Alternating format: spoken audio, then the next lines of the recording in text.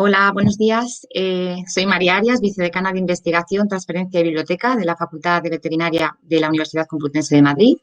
Y un jueves más os doy la bienvenida hoy a nuestra última sesión de la primera edición de las jornadas de la carrera investigadora, que ya sabéis de sobra que están organizadas por la Facultad de Veterinaria y la Sociedad Española de Bioquímica y Biología Molecular. Terminamos hoy con una sesión que yo creo que es muy adecuada para cerrar el módulo 4 y también para cerrar las jornadas de 2021, en la que vamos a tratar pues el tema de la investigación interdisciplinar. Para hablar de ello, tenemos en la mesa de hoy investigadores de las 4 áreas de conocimiento de la UCM, Ciencias de la Salud, Ciencias Experimentales, Ciencias Sociales y Jurídicas y Artes y Humanidades. Y con ellos pues vamos a abordar las claves de la investigación interdisciplinar, en qué puntos pueden confluir las distintas áreas de conocimiento para integrarse en grupos interdisciplinares y cuáles son los beneficios de esta ciencia interdisciplinar para la ciencia y para la sociedad. Vamos a ver también ejemplos de ciencia interdisciplinar que realizan los participantes, cómo impacta en la sociedad y comentaremos también la iniciativa de Una Europa, One Health, como ejemplo de actividad colaborativa en la que la UCM participa junto con otras universidades europeas con el objetivo de romper las fronteras clásicas entre disciplinas para promover avances significativos en el conocimiento científico y afrontar pues, los grandes retos y desafíos de la sociedad, como por ejemplo es la pandemia de la COVID-19. Además de los 4 intervinientes, contamos también con la colaboración de Pedro Lorenzo González. Pedro es catedrático de la sección departamental de Fisiología de la Facultad de Veterinaria y director del Grupo de Investigación de Fisiología de la Reproducción en Lagomorfos. Pedro Lorenzo tiene más de 30 años de experiencia en docencia e investigación y en gestión, ya que además pues es el exdecano de esta casa, de la Facultad de Veterinaria. Y por todo ello y mucho más, pues hoy va a ejercer de presentador y de moderador de esta sesión. Bienvenido, Pedro. Hola. Es un placer. Hola. Que estés aquí, una alegría. Y nada, te doy las gracias por participar en esta mesa, que me da mucha alegría, ya te digo, que estés aquí. Y bueno, si quieres, antes de darte paso, porque yo ya me voy, como todos los días, si me permites, quiero agradecer pues también enormemente la participación de los investigadores que tienes hoy en la mesa que vas a moderar y como todos los días, pues también quiero agradecer a los asistentes que estáis al otro lado de la pantalla y que me dicen que hoy somos unos 150 registrados. Así que, bueno, espero que la sesión sea de vuestro interés, sobre todo de utilidad. Y nada más, te paso la palabra y pues cuando quieras, pues puedes comenzar a moderar la sesión. Pues bueno, muchas gracias. Gracias, María. Buenos días a todos. Bienvenidos a este seminario, a este último seminario del ciclo. Y lo primero de todo, evidentemente, es agradecer a María que haya pensado en mí y en los ponentes que tenemos hoy. Y agradecer a María y a la facultad y por la magnífica iniciativa de estos seminarios. También en el capítulo de agradecimientos hay que empezar de esta manera. Siempre es lo suyo, además, agradecer al Vicerrectorado de Estudios y a la Escuela de Doctorado por su implicación en la idea. Agradecer a la Fundación y al personal de la Fundación que está siempre detrás bueno, pues dándonos apoyo y dándonos cobertura en todas estas iniciativas. Como ha dicho María también, a la Sociedad Española de Bioquímica y Biología Molecular y de una manera más específica, quizá por el orgullo de nuestra facultad, al profesor Bautista Santa Cruz, a nuestro compañero Chema, y obviamente también a los asistentes de la comunidad universitaria, de la Complutense y de todos aquellos que estáis fuera de la Complutense, pero que en este tipo de cuestiones de investigación os sentimos siempre muy, muy cerca. Y, cómo no, a los ponentes, a los 4 ponentes que tenemos hoy. El caso de la pandemia, que tan negativa es y tan negativa está siendo en términos de salud, y esperemos que pase pronto, pues es malo para todo ese tipo de cuestiones, pero yo creo que nos ha permitido que hayamos abierto este tipo de seminarios a mayor número de gente que en un ambiente normal, pues probablemente su existencia hubiera sido menor. En cualquier caso, bienvenidos todos y mis agradecimientos y nuestros agradecimientos. Y hoy tenemos un tema que que yo creo que está de actualidad absoluta, la investigación interdisciplinar, no solo en la Complutense, sino como tal. Y tenemos, bueno, pues cuatro ponentes, cuatro personas a las cuales conozco muy bien y que sin duda nos van a dar un enorme juego. Y hemos elegido a 4 ponentes de las 4 áreas en las que clásicamente, junto con el área de ingeniería, pero en principio nos hemos fijado en las 4 áreas principales o preponderantes en las que se dividen las distintas facultades y áreas de conocimiento en nuestra universidad, como representantes de cada una de esas áreas para que nos cuenten un poco sobre este tema. El área de ciencia de la salud, humanidades y arte, ciencias y sociales y jurídicas, como ha dicho anteriormente María. Evidentemente, es un encorsetamiento. Me parece que las áreas están demasiado encorsetadas y este es uno de los objetivos de este debate, justamente cómo desordenar estos estudios y estas materias y cómo se puede gestionar una investigación más real, más de acorde a lo que la sociedad o la ciencia necesita y, bueno, pues darle una vuelta a las interrelaciones que podemos ver. Hoy vamos a tratar diversos objetivos como qué es la interdisciplinaridad, cuál es el papel de las disciplinas en este contexto, cuál es la estructura de nuestra universidad o de la universidad o de estructuras no universitarias en este tipo de investigaciones, cuál es la tendencia, a qué nos estamos, dónde estamos abocados a llegar y sobre todo qué barreras también tenemos, qué barreras nos ponen nuestros gestores o qué barreras nos pone la propia ciencia para desarrollar este tipo de investigación. De una manera muy breve, voy a comentar muy brevemente un poco el currículum de cada uno de los investigadores que nos acompañan hoy y nos comentarán un poco qué hacen en investigación y saldrán también ideas y enfoques sobre qué es lo que vamos a valorar. En principio, tal y como estaba puesto en la sesión, tenemos la presencia de Francisco Ortega Gómez, de nuestro querido Paco. Es licenciado y doctor en Ciencias Químicas por la Universidad de Alcalá de Henares y ha realizado diversas estancias en el extranjero, con una estancia postdoctoral bastante importante en la Universidad de California, en su sede en Santa Bárbara. Desde 1987 pertenece a la Facultad de Ciencia Química de la Universidad Complutense y ha desarrollado pues una carrera docente e investigadora, de ayudante, profesor titular interino de universidad y actualmente como catedrático de universidad en dicha facultad. Ha participado como investigador en 12 proyectos financiados en distintas convocatorias públicas, ha sido investigador responsable de más de 15 proyectos, ha dirigido 16 tesis doctorales, en fin, tiene un bagaje investigador muy importante con más de 180 artículos científicos, la inmensa mayoría de ellos en revistas de alto impacto en el Q1 de impacto. También ha desarrollado patentes y ha desempeñado una de esas patas que a mí siempre me gusta recordar que hacemos los profesores universitarios, no solamente docencia, no es solamente investigación, sino también gestión. Ha sido secretario del Departamento de Química Física durante más de 10 años, director de dicho departamento y actualmente es decano de la Facultad de Ciencias Químicas desde el año 2014. Bienvenido, Paco, y gracias por estar aquí. Otro de los ponentes, el segundo de los ponentes, es Eugenio Ramón Luján Martínez, que también es licenciado en Filología, licenciado en Geografía e Historia por esta universidad y también es doctor en Filología por la Universidad Complutense de Madrid. También atesora una importante calidad en su producción científica, con más de 9 tesis defendidas en los últimos 9 años, con una trayectoria investigadora que se ha desarrollado básicamente en el campo de la lingüística indoeuropea y en las lenguas y epigrafías paleohispánicas, y tiene una serie de méritos también relacionados con la investigación, ordenados efectivamente de una manera importante por el número de publicaciones que atesora y con una serie de participación en la dirección y la participación de proyectos tanto nacionales como extranjeros. También presenta contratos, presenta proyectos de innovación, participación en proyectos de innovación docente, seminarios, participación en tareas de evaluación, no solamente de agencias españolas en la ANEP o en otras agencias regionales, sino también en las agencias de investigación de Chipre, de Bélgica o CONICIT, la agencia chilena.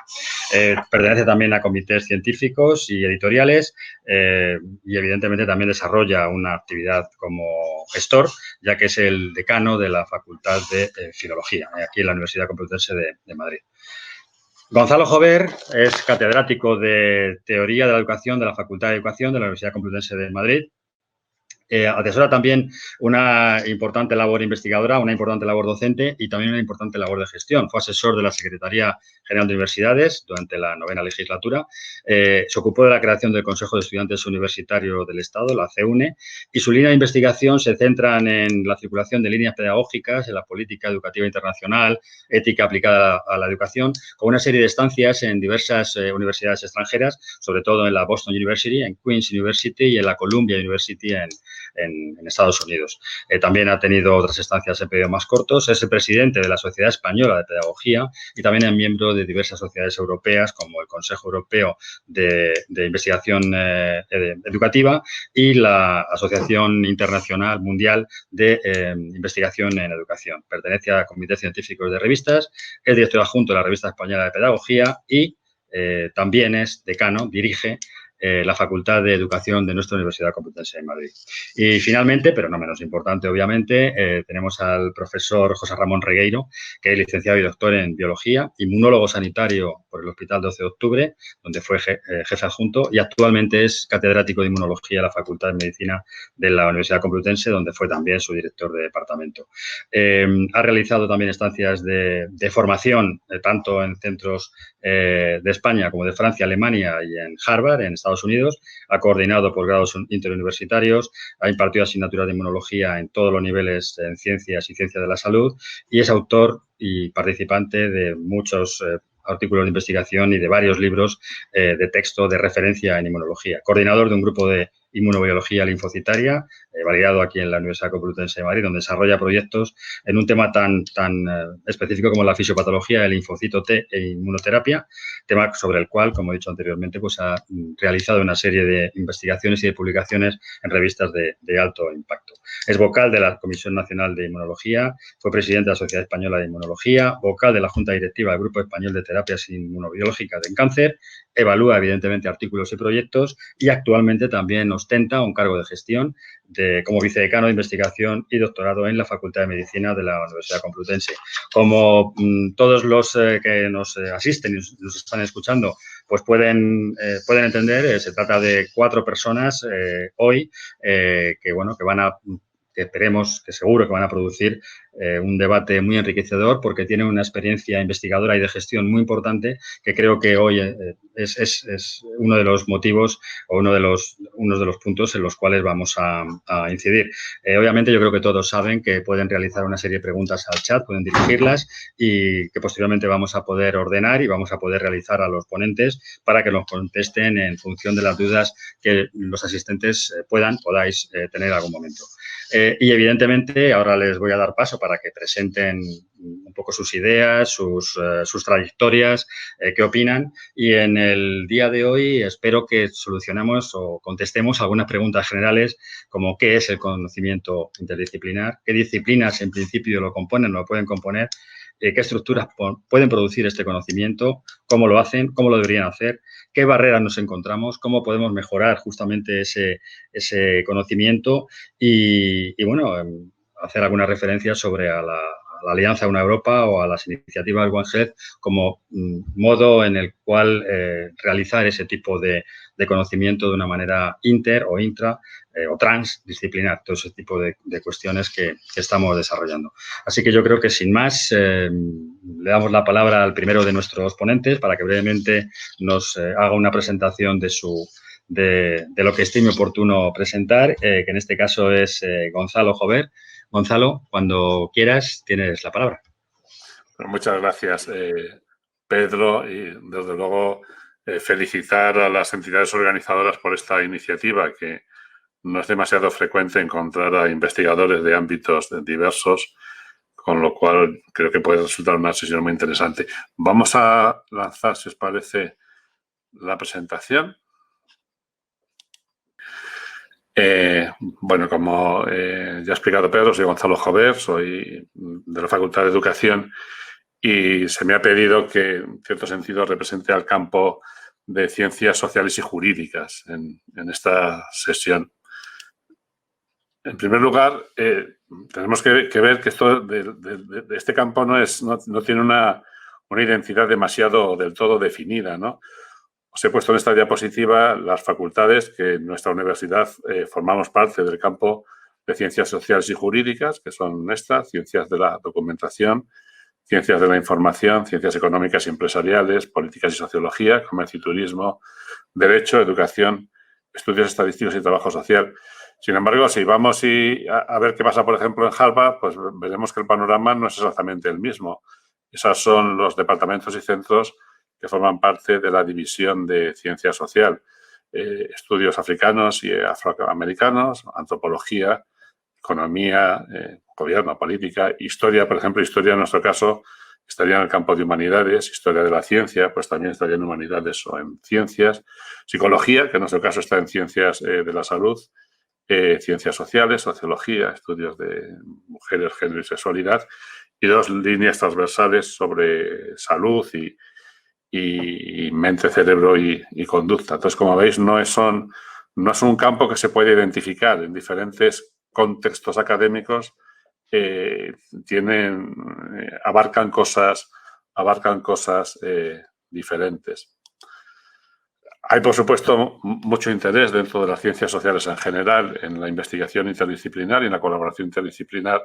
Esta es, por ejemplo, una de las iniciativas, que es la Red de Investigación Interdisciplinar en Ciencias Sociales, que se fundó en el 2006. Me parece muy interesante la descripción que hace cuando dice que se trata de buscar enfoques interdisciplinares dentro de las ciencias sociales, pero también entre este campo y los demás campos, porque es verdad que podemos tener como dos visiones. Una de tipo más restringido es colaborar interdisciplinarmente con las formas de conocimiento que tenemos más cercanas, pero también, yo creo que esto realmente es el reto y es lo bonito y es lo importante, con aquellas que inicialmente están más lejos.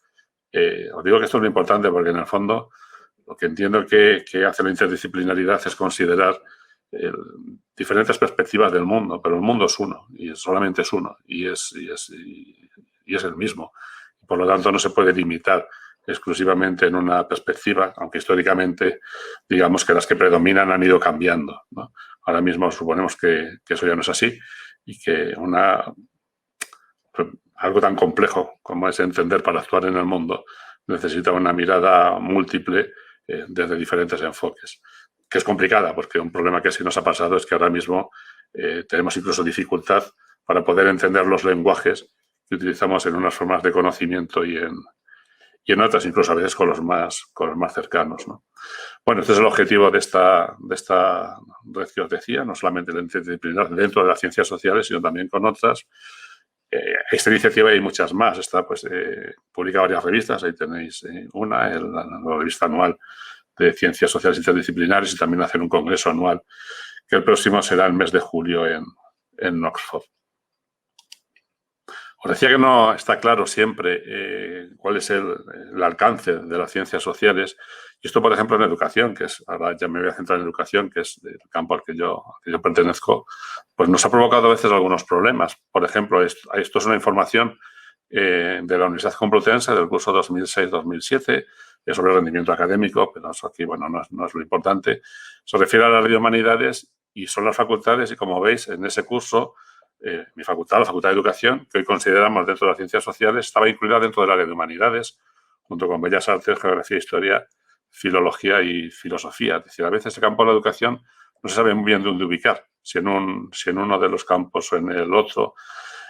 Y así como en algunos lugares se tiende a considerar que las ciencias de las humanidades forman también un todo, pues esto tampoco sucede siempre. Ahí abajo tenéis esta viñeta que en el fondo son dos investigadores, uno de ciencias sociales y otro de humanidades, que no se ponen de acuerdo realmente entre ellos en saber lo que es una cosa y lo que es la otra exactamente, ¿no? Para entender la investigación en educación, que es el campo en el que yo trabajo, os he puesto pero esto sucede en el fondo en todos los ámbitos de investigación. Tenemos que tener bastante en cuenta de dónde venimos. En el campo de la educación venimos de dos sitios distintos, que eso es una cosa que a veces ha provocado algunos líos. O sea, cómo se ha ido configurando académicamente eso que llamamos hoy educación, pues se ha configurado de dos formas. Por una parte, tenemos la rama de los estudios de pedagogía, que nace en las universidades alemanas en el siglo XIX. Y la primera vez que eso llega, digamos, como un conocimiento sólido, como algo que puede ser objeto de un tratamiento riguroso y que, por lo tanto, merece la pena llevar a la universidad, en España sucede en 1908, cuando se crea la Cátedra de Pedagogía Superior. Inicialmente es una cátedra en un doctorado en la Facultad de Filosofía de la Universidad de Madrid. La Universidad de Madrid, como sabéis, es la Universidad lo que llamamos Universidad Complutense, que fue siempre, en nuestra universidad, siempre ha sido pionera en estos estudios. La cátedra fue ocupada por un institucionista, por Manuel Bartolomé Cosío. En 1900 he puesto solamente algunos de los jalones más importantes. En el año 32-33 se crea también por primera vez en la Universidad de Madrid, dentro de las universidades españolas, la sección de pedagogía de la Facultad de Filosofía y Letras. La pedagogía inicialmente estaba considerada como una de las ramas de la filosofía, pues junto con la filología, la geografía, historia, la psicología en su momento también. Y en Madrid fue también la pionera en la introducción de estos, sería el equivalente a lo que llamaríamos estudios de grado. Lo otro era el doctorado en esta universidad, y al año siguiente en Barcelona, allí por iniciativa de un filósofo que fue Joaquín Sirao. En el año 70 pasó algo muy importante, y es que se implanta lo que se llamaba el modelo de las ciencias de la educación, que en España lo importamos de Francia, aunque esto tiene unos antecedentes mucho más antiguos que vienen de principios de siglo de Suiza, donde se considera que la educación realmente no puede ser el objeto de una única forma de conocimiento, sino de múltiples. Y, bueno, dentro de ese ámbito de la ciencia de la educación, pues incluyen la psicología de la educación, la sociología de la educación, la antropología de la educación, la biología aplicada a la educación. En fin, que las distintas ramas de conocimiento tienen que poder decir algo sobre la educación, porque la educación es un fenómeno muy complicado y que realmente no se puede asumir solamente desde una forma unitaria de aproximación, ¿no? Esta es una de las ramas en las que se va configurando lo que hoy llamamos el campo de la educación, pero hay otra. Son los estudios de magisterio, de formación de los maestros, que inicialmente era una formación de tipo muy artesanal, hasta que en 1839 se crea también en Madrid la primera escuela normal de maestros. Inicialmente estos centros no eran centros universitarios, o sea, se asemejaban más a lo que hoy llamaríamos como una especie de educación secundaria superior. Esa es en 1869 es la primera vez, y luego a lo largo de todo el siglo XIX y a lo largo del XX lo que se va haciendo es extenderlo, porque estas instituciones son provinciales, y lo que se hace es crear, sobre todo en cada capital de provincia o en cada ciudad también grande, una escuela normal. Se llaman escuelas normales, que es un nombre que aquí se trata de Francia, porque se trataba de normalizar lo que hacía el maestro, de someterlo a una norma o a un patrón, no aquello antiguo de que cada maestrillo tenía su librillo, no. Hay algunas cosas que podemos conocer conjuntamente realmente sobre cómo actuar educativamente. Se van extendiendo a lo largo del siglo XIX y XX, y en 1970 pasa también una cosa importante. Las dos cosas están unidas, porque esto lo hace la misma ley, que es la Ley General de Educación del 70, y es que estas escuelas normales se integran en la universidad. Es la primera vez que eso pasa, pero se integran de una manera que a mí me parece demasiado tímida. En otros países del mundo ya se estaban integrando la formación de los maestros en la universidad, pero de pleno derecho, con facultades, etcétera. Aquí se hace con unas instituciones especiales, otros estudios también se hicieron igual, que era lo que se llamaban escuelas de formación del profesorado de educación general básica, que era la educación obligatoria de la época. Y eran instituciones un poco peculiares, porque, por ejemplo, no había que ser doctor para ser profesor en ella, ni siquiera catedrático, ni siquiera profesor titular de escuela, que se llamaba, y, por supuesto, tenían una función exclusivamente docente, estaban separadas de todo lo que era la investigación, y esto luego provocó pues, cierto lastre que duró bastante tiempo. Esas dos ramas, en 1991, confluyen también por primera vez en la Universidad Complutense, luego siguieron todas las demás, esto ya existe en todas las universidades españolas, en la creación de lo que hoy es mi facultad, la Facultad de Educación, Centro de Formación del Profesorado, que bueno, hace ya 30 años, pero en el fondo esta doble cultura todavía de alguna manera sigue pesando y se sigue notando bastante.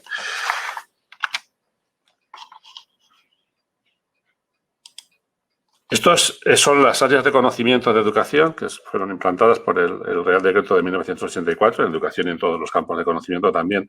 Pero os he traído aquí porque esto tiene mucha relación con la investigación interdisciplinar, sobre todo por aquello que comentaba Pedro de los obstáculos. Yo creo que en cierto sentido la definición de áreas de conocimiento supusieron un freno a la educación interdisciplinar. Estas, las que tenéis a la izquierda, en verde, son las áreas de la rama de pedagogía, digamos, y las que tenéis en la derecha son las ramas que vienen de la formación de los maestros, que son ramas didácticas fundamentalmente. Sobre todo estas ramas didácticas, ¿qué es lo que pasó en el año 84? Bueno, estos estudios acababan de llegar a la universidad unos años antes, 14 años antes. De repente nacen las áreas de conocimiento y el profesorado lo que se ve es en la obligación de buscar una especie como de identidad. Las áreas de didáctica normalmente se nutren de personas que vienen de otros estudios.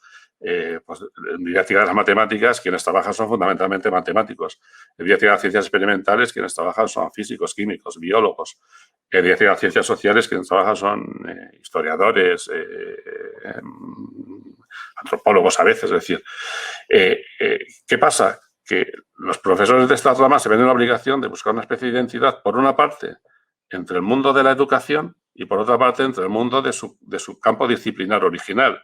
Porque, claro, llega un momento en el que tienen, por así decirlo, abrirse un espacio, vamos a decir un poco metafóricamente, a codazos entre estos dos mundos, porque ellos lo que quieren es una identidad específica. Una identidad específica como, no sé, como investigador de didáctica de las matemáticas, que significa que no eres realmente ni un pedagogo, ni eres tampoco realmente un matemático.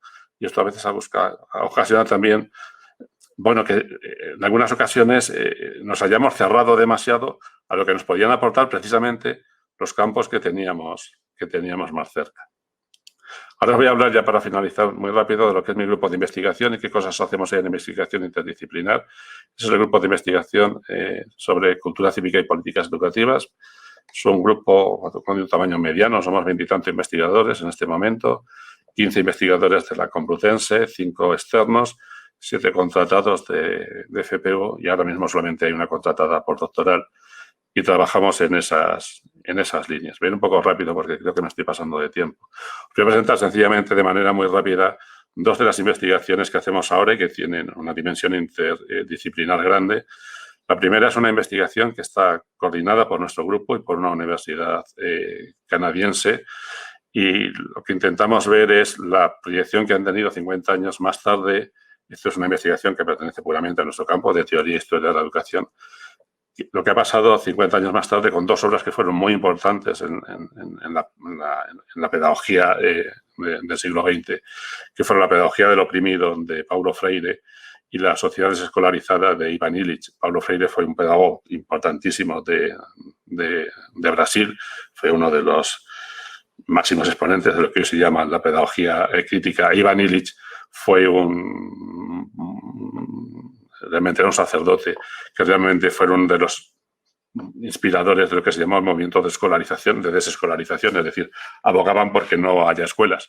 Y hoy esto está en los antecedentes de lo que hoy es el homeschooling, el anti-schooling y todo este tipo de cosas. En los dos la guía un fondo religioso importante. Paulo Freire desarrolla su obra cuando está en emergencia en Iberoamérica, la teología de la liberación. Ivan Illich, de hecho, era un sacerdote que fue a México a fundar un centro para los sacerdotes que iban a evangelizar, de Norteamérica, que iban a Sudamérica, digamos, a evangelizar todavía, ¿no? Pero Ivan Illich al mismo tiempo tuvo muchísimos problemas con la ortodoxia católica de la época, y en el fondo Paulo Freire también. Por eso en nuestra investigación hay un fondo religioso por debajo.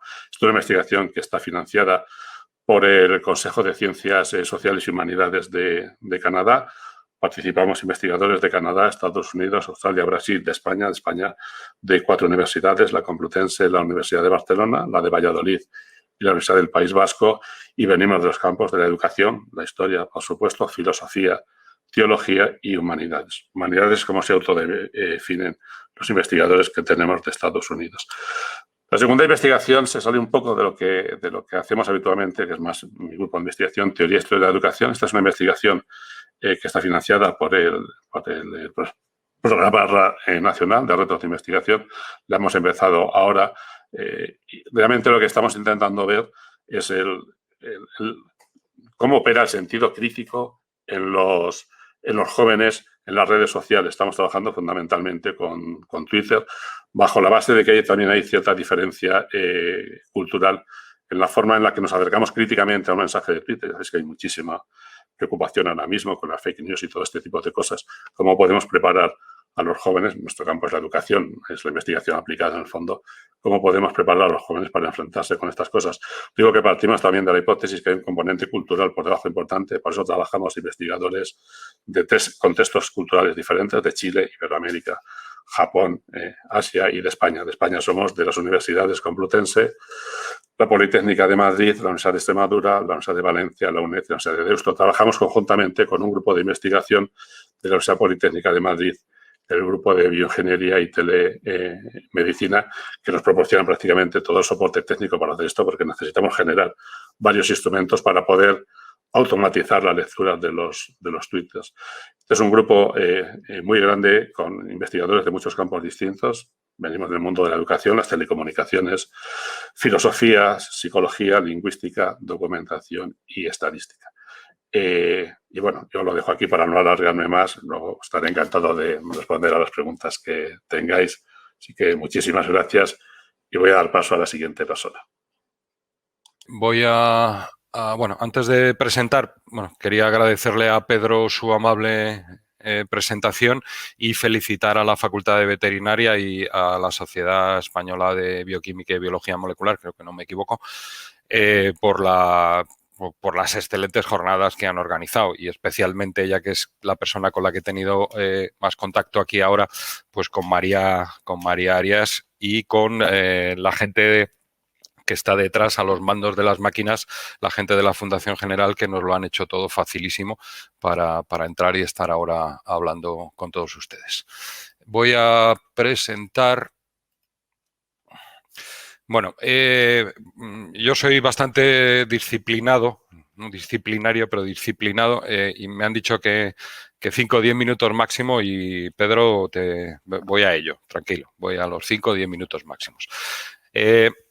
Bueno, las preguntas que uno se plantea, las que yo me he planteado, no las que uno, es decir, las que yo me he planteado cuando me comentaron lo de hacer esta mesa redonda un poco sobre investigación multidisciplinar, siempre desde el punto de vista de lo que soy, ¿vale? Yo soy químico, estoy en el área de ciencias o ciencias experimentales, como se llama ahora, y siempre lo que nos preguntamos es qué es eso de la investigación multidisciplinar, y voy a intentar introducir algunas cosas. Ahí entra la terminología, ¿vale? Es muy importante, y el significado. Otra pregunta es, bueno, esto una vez que más o menos sabemos qué es, ¿esto puede ser útil? Y bueno, la respuesta ya la adelanto, lo ha sido y lo va a seguir siendo, desde luego. Luego, ¿a qué escala se puede desarrollar? Y esto introduce problemas como... o viene afectado de problemas como es el problema del lenguaje, ¿vale? El lenguaje, cada una de las ciencias experimentales, e incluso cada una de las disciplinas o áreas de conocimiento que están dentro de cada una de las ciencias, tiene su lenguaje propio, ¿vale? Y es muchas veces, pues esto, luego que nos hablará el decano de filología, Eugenio, pues es otro tipo de lengua, no son estas lenguas de las que probablemente nos hable Eugenio, pero es muy complicado porque hablamos efectivamente lenguajes distintos. Y también muchas veces tenemos aproximaciones distintas hacia los problemas. Dentro de las ciencias experimentales todos tenemos o usamos el método científico, ¿vale? Que tiene nombre, se llama así, el método científico. Dentro de esto, la forma en la que aproximamos los problemas es muchas veces muy distinta. Voy a hablar un poquito de las ciencias experimentales como una historia de multi, de inter y de transdisciplinariedad. Luego nos preguntaremos e intentaré responder un poquito a si esto se está fomentando y a qué nivel se está haciendo. Y luego no voy a hablar de mi grupo de investigación, pero sí voy a dar un ejemplo de una de las líneas de investigación que, bueno, pues sería un ejemplo de multidisciplinariedad dentro del contexto, ¿vale? de la química.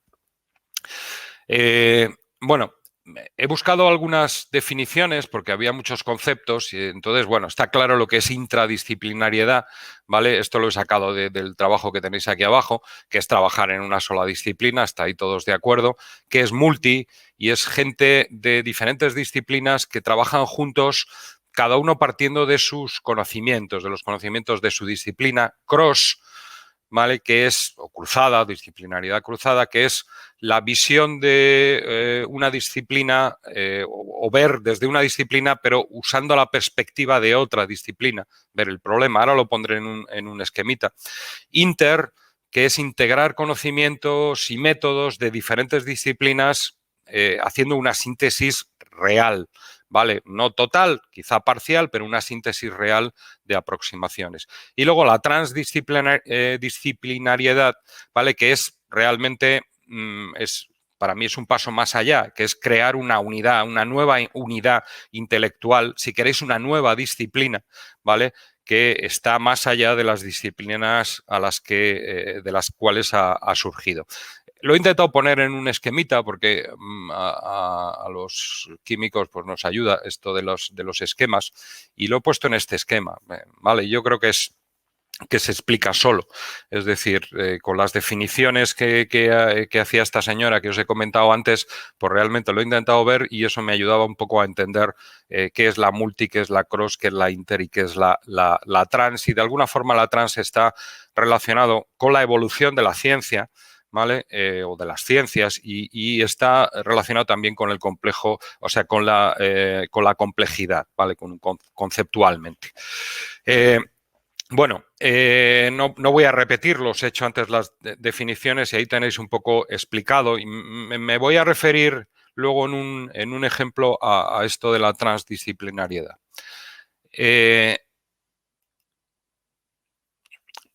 Obviamente no todo el mundo está de acuerdo con estas definiciones y lo que está claro es que la investigación y el propio concepto de disciplina, ¿vale? Ha evolucionado constantemente y ha evolucionado no de la misma forma en todos los países. Es decir, yo pertenezco a un área de conocimiento que es la química física, que es una de las áreas de conocimiento dentro de la química, y yo cuando he estado fuera, por ejemplo en Estados Unidos, pues he trabajado tanto en departamentos, por allí es el equivalente a una facultad, pero se llaman departamentos, tanto en un departamento de química como en un departamento de física, y quizá he encontrado más nexos de unión o de contacto en ese departamento de física que en la investigación que se realizaba en el departamento de química. Pero una definición con la que al menos los científicos sí que nos podemos sentir más cómodos es el que hace es de las academias de ciencias nacionales, ¿vale? de Estados Unidos, y habla de la interdisciplinariedad o la investigación, concretamente, investigación interdisciplinar, como un modo de investigación en el que los equipos, los individuos integran información, integran datos, técnicas, herramientas, perspectivas, conceptos y teorías de dos o más disciplinas o cuerpos de conocimiento especializados para avanzar en la comprensión, ¿vale? Fundamental o resolver un problema cuya solución está más allá, ¿vale? De lo que corresponde a una sola disciplina o una área de investigación práctica. Esto es lo que, bueno, pues digamos una definición, aunque más complicada, pero es una definición que realmente corresponde con lo que normalmente los científicos entendemos como interdisciplinar. No voy a hacer como Gonzalo, no voy a presentar todo, pero sí que quiero poner en un esquemita un poco dentro de las ciencias experimentales, que de alguna forma represento aquí entre comillas, ¿vale? Cuáles son las que hay y luego me voy a referir en particular a la química y a sus interconexiones. Y en este esquema he puesto flechas, pero no me cabían más, pero si me hubieran cabido más, tendría que haber puesto más flechas realmente de interconexión. Actualmente en la Universidad Complutense tenemos una facultad de ciencias físicas, una facultad de ciencias geológicas, ciencias biológicas, matemáticas y una facultad de informática, ¿vale? Y corresponden pues efectivamente con las disciplinas normales que uno se encuentra en cualquier otra facultad por ahí por el mundo. No siempre están organizadas de la misma forma. Bueno, pues los problemas económicos en su momento llevaron a la integración, a volver hacia atrás en el tiempo y a integrar, y ahora nos podemos encontrar en muchas universidades españolas con facultades de ciencias, ¿vale? Pero al final eso no es nada distinto de lo que tenemos aquí, porque simplemente luego esa facultad de ciencias está estructurada efectivamente en sus, no facultades, pero en sus unidades, si queréis, de química, de física, geología y biología, porque al final es lo que corresponde con las ciencias experimentales.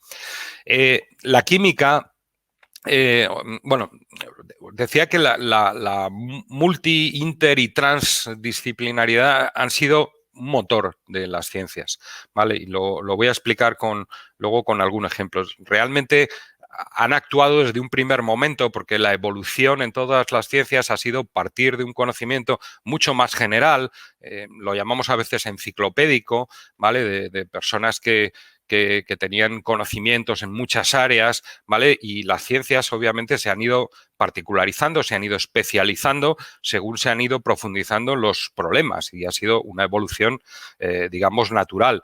Pero a la vez, cuando se ha producido esto, y lo pondré en un ejemplo, se han producido a través de una aproximación interdisciplinar o multidisciplinar, al final se han ido produciendo nuevas áreas, ¿vale?, de conocimiento, nuevas áreas nuevas.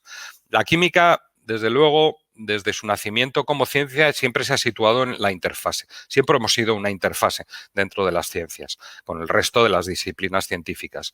Y, bueno, nuestra aportación fundamental a todas ellas ha sido llevar la aproximación atómico-molecular, que hemos heredado, obviamente, de la física. La física nos pone las herramientas básicas, las matemáticas nos dan el esquema conceptual puesto en números, porque realmente, quiero decir, no sé si era Newton, no sé quién lo decía, cualquier ciencia que no pueda poner en números sus datos, pues no es ciencia, pero claro, hay que recordar que era físico, ¿vale? La informática nos da unas herramientas fundamentales para poder trabajar con sistemas cada vez más complicados y que requieren cada vez mayor número de parámetros, ¿vale? Pero dentro de la química, ¿vale? La química, digo, que ha dado esa aproximación y lo ha hecho a través de su conexión durante siglos, ¿vale?, con la farmacia y, por tanto, a partir de ahí con las ciencias de la salud y con la biología, ¿vale?, a través de una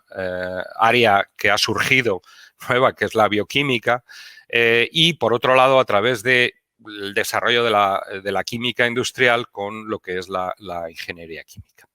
Voy a poner ese ejemplo que os comentaba porque me resulta muy particularmente interesante, que es un ejemplo de transdisciplinariedad a lo largo de los años, ¿vale? Ese ejemplo parte de que disciplinas en principio perfectamente aisladas, como era la química, como era la física, la geología y la biología, ¿vale?, con su cuerpo, con su doctrina, han surgido a partir de la química, tengo que decirlo, áreas como es la química física, que es la área de conocimiento a la que yo pertenezco, pero también áreas como la geoquímica y áreas como la bioquímica. Y para mí esto es un ejemplo de una evolución histórica de las ciencias en las que hemos empezado con un tratamiento de los problemas interdisciplinar, bueno, multi o interdisciplinar, y hemos acabado en un tratamiento transdisciplinar con la generación realmente de unas disciplinas nuevas como son la química física, como son la bioquímica o como son la geoquímica.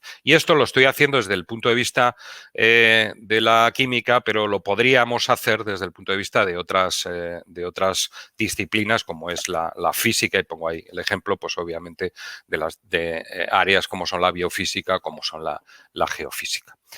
Y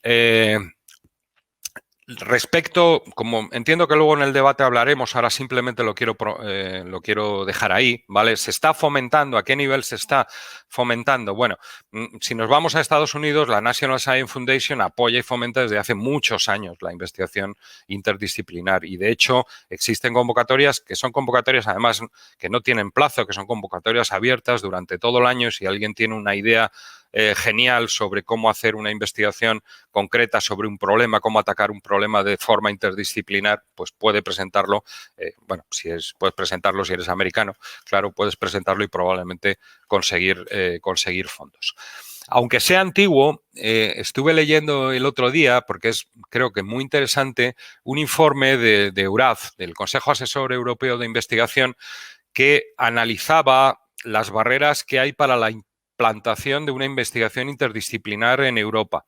Y realizaba una serie de recomendaciones. Bueno, luego si queréis en las preguntas si hay o durante el debate, pues podemos entrar sobre este informe, ¿vale? Porque es realmente muy interesante, ¿vale? Describe cómo la estructura tradicional de la mayoría de las universidades consistente en un departamento, ¿vale? O una facultad por disciplina que queda perpetuada en las estructuras al final, claro, de los organismos de financiación, pues es algo que ha lastrado la investigación interdisciplinar. Como la dificultad de crear nuevos programas interdisciplinarios usando sistemas de financiación creados para una sola disciplina, pues también lastra ese tipo de investigación multidisciplinar. La debilidad de las estructuras profesionales realmente multidisciplinares. La falta de revistas científicas prestigiosas que sean multidisciplinares, ¿vale? Sí, existen las revistas Science, existe Nature, efectivamente son multidisciplinares, pero claro, estamos hablando de un número de revistas muy pequeño, realmente, cuando vemos el cuerpo de personas a las que se dirige y donde es enormemente complicado publicar, ¿vale? Y luego la formación de posgrado, ¿vale? Que es, pues como sabemos, poco o prácticamente nada interdisciplinar. Y me estoy refiriendo a los másteres y me estoy refiriendo al doctorado. Bueno, a partir de esto es un informe de 2004, ¿vale? A partir de esto, si vemos los programas europeos, bueno, pues vemos que en el 7º programa marco, en el Horizonte 2020, uno mira los proyectos, se ha fomentado, bueno, pues se ha fomentado, pero digamos que parcialmente, no demasiado, cuando uno mira los proyectos que hay ahí. Y, bueno, podemos fijarnos también en el European Research Council, en el ERC, los proyectos ERC, pues, bueno, quizá donde puede haber algo, ¿vale? Quizá es en la Synergy Grant, pero tampoco, porque realmente si uno mira las Synergy Grant, por ejemplo, las del último año, están atacando problemas muy, muy concretos, ¿vale? Y tampoco lo están atacando desde un punto de vista multidisciplinar, porque el grado de especialización que se requiere para atacar esos problemas tan concretos, pues es en general muy elevado.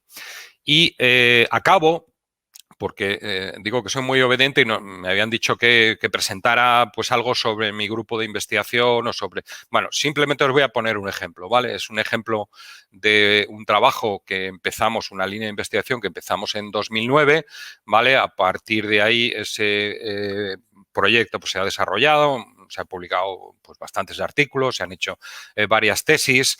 Y hasta hoy mismo, porque pues hace unos pocos días me aceptaron un trabajo en Langmuir, que lo tengo ahí puesto, que es Langmuir 2021. Es decir, hemos seguido trabajando, pero pongo este ejemplo, que es un ejemplo en el que lo que estábamos intentando estudiar, tenéis ahí un poquito el esquema, pero no lo entenderéis y además está muy pequeño. Lo que queríamos eran las interacciones fundamentales que ocurren entre superficies cargadas, ¿vale? Eso lo extendimos a superficies, no macrosuperficies, sino micro. Lo que está ahí dibujado es un liposoma. Vale, pues un liposoma que tiene una cierta carga superficial y sobre la que estamos absorbiendo determinados polielectrolitos, y encontramos, o gente de fuera encontró que eso que nosotros estábamos haciendo podría tener, digamos, una cierta repercusión como sistemas de encapsulación. Vale, y os pongo a la derecha un ejemplo de un trabajo que ya ha salido publicado en 2021, una colaboración con una universidad de Irán, ¿vale? Que es un centro bueno, no...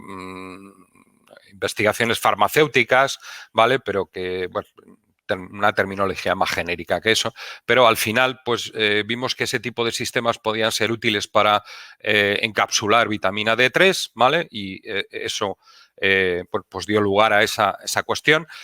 Realmente esta gente no eran químicos, ¿vale? Con los que hemos estado trabajando, eran farmacéuticos, eran de tecnología de alimentos y eso dio lugar a ese trabajo muy interesante. Y luego otro trabajo que vino a partir de, digamos, colaborar con un ingeniero agrónomo, que es lo que tenéis abajo a la izquierda, un ingeniero agrónomo argentino, Alejandro Lucía, un tipo excepcional y un buen amigo, que, bueno, pues él lo que nos planteó, oye, ¿por qué no usamos este tipo de estructuras que vosotros estáis y que habéis visto que estabilizan los sistemas para encapsular aceites esenciales y utilizarlos en control de plagas, que es un problema enorme en Argentina? Bueno, pues vamos a ello y trabajamos y efectivamente a partir de ahí salieron varios trabajos.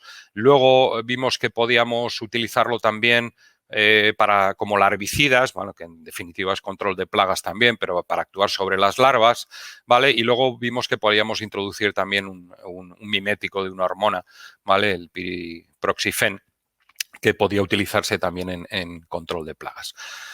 Esto además nos llevó, este tipo de estudio de estas interacciones entre sistemas cargados nos llevó a aplicaciones, algunas aplicaciones cosméticas, ¿vale? Porque el pelo es un sistema cargado y dentro de eso pues venimos colaborando con el Centro de Investigación en L'Oréal París desde hace ya muchos años y de ahí han salido pues un montón de trabajos y un montón de colaboraciones y sobre todo pues un montón de proyectos de artículo 83 que nos han permitido pagar a gente que trabaje en todas estas cosas. Así que yo con esto he terminado. Pedro, muchas gracias. Muy buenos días a todos y yo también quiero comenzar dando las gracias a los organizadores por la invitación a participar en este seminario y en esta sesión y darles también la enhorabuena por toda la organización de la actividad, que realmente pues, ha sido muy interesante y creo que a los participantes les ha permitido tener una visión muy completa sobre la carrera investigadora. En mi caso voy a intentar hablar de la investigación multidisciplinar en humanidades. Voy a abrir la presentación. Muy bien. Quiero comenzar por repasar cuáles son los centros, las facultades de humanidades que tenemos en la Universidad Complutense. Aunque algo ya ha tocado mi compañero, el decano de la Facultad de Educación, al comentar los problemas que hay en la división entre humanidades y ciencias sociales a veces, pero bueno, ahora mismo en la Universidad Complutense tenemos clasificadas como facultades de artes y humanidades 4 facultades, que son la Facultad de Bellas Artes, la Facultad de Geografía e Historia, la Facultad de Filosofía y la Facultad de Filología. Pero del hecho de esa dificultad de dividir a veces entre humanidades y ciencias sociales, pues otro ejemplo puede ser el caso de la propia Facultad de Geografía e Historia, que en su propia denominación tiene dos grandes ámbitos, dos grandes disciplinas, una de las cuales, la geografía, se ascribe hoy al ámbito de las ciencias sociales, mientras que la historia se ascribe al ámbito de las humanidades. Con lo cual vemos aquí una vez más ese problema de creernos demasiado la división entre estas grandes áreas, cuando, como ya se ha comentado también, la realidad es única y lo único que hacemos es segmentarla como nos parece más adecuado para poder analizarla y para poder enfocarla de una manera que nos permita comprenderla. Bueno, dentro de las humanidades, la interdisciplinariedad entre las distintas materias o las distintas disciplinas que la conforman, digamos que no es nueva, sino que se lleva practicando desde su mismo nacimiento. Es decir, los estudios de historia no pueden concebirse sin la filología, puesto que lógicamente pues se basan en un análisis detallado de las fuentes y eso implica tener textos y documentación fiable y adecuada, y eso no puede hacerse de otra manera que mediante un análisis filológico. A la inversa también, es decir, el estudio de los textos no puede plantearse sin un conocimiento histórico de la situación en la que se crearon, y podríamos decir lo mismo con la filosofía. Comprender cuál es el pensamiento de una época pues es clave para poder hacer una interpretación adecuada de los textos, ya sean literarios o no, que se han producido en esa época, y al mismo tiempo el análisis de los textos que no se definen como propiamente filosóficos, pero desde luego sí que sirven para comprender cuál es el ambiente intelectual en el que han surgido y se han configurado las diferentes corrientes filosóficas que ha habido a lo largo de la historia. De tal manera que por esa parte no hay problema. Verán que voy a dejar un poquito al margen el caso de Bellas Artes, porque realmente la investigación en Bellas Artes se concibe básicamente como investigación en creación artística, y eso nos lleva por otros derroteros en los que pues no me siento con autoridad suficiente para hablar y que lógicamente plantean unas dinámicas diferentes. Así que aunque me centraré en filología, pero bueno, haré también algunas menciones a disciplinas, a la historia y a la filosofía. Aquí también hay un planteamiento habitual tradicional, que tiende puentes hacia otras disciplinas, ya no solo del ámbito de las humanidades y de las ciencias sociales, sino de otras grandes áreas, porque lógicamente a nadie le extrañará que hablemos, ya se ha mencionado también, de bueno, pues subdisciplinas o disciplinas a medio camino entre las humanidades y las ciencias, como es la propia historia de la ciencia, que lógicamente no puede concebirse ni únicamente como algo relativo a las humanidades, ni solamente como algo relativo al ámbito científico, porque para acceder a ese conocimiento de la configuración histórica de la ciencia, pues hace falta aplicar los métodos de las ciencias humanas, tanto filológicos como históricos, etcétera, para poder comprender cómo han ido surgiendo esos avances científicos y esos avances técnicos. Y además se trata de un campo en expansión. No sorprende tampoco pues, que hablemos de filosofía de la ciencia, igual que no sorprende que hablemos de filosofía del derecho. Es decir, que hay ámbitos como los que acabo de mencionar, en los que historia, filosofía y las disciplinas filológicas se entremezclan con otras disciplinas, tanto de las ciencias sociales como de las ciencias, vamos a decir, naturales, o del ámbito que habitualmente se denomina como ciencias en sentido duro, por su propia naturaleza. Pero no es eso lo que quiero concentrarme, porque ya digo que eso es algo más conocido, y sí que me gustaría enfocarme con algunos ejemplos sobre las aproximaciones muy multidisciplinares, valga la redundancia, que se están produciendo en determinados ámbitos de las humanidades.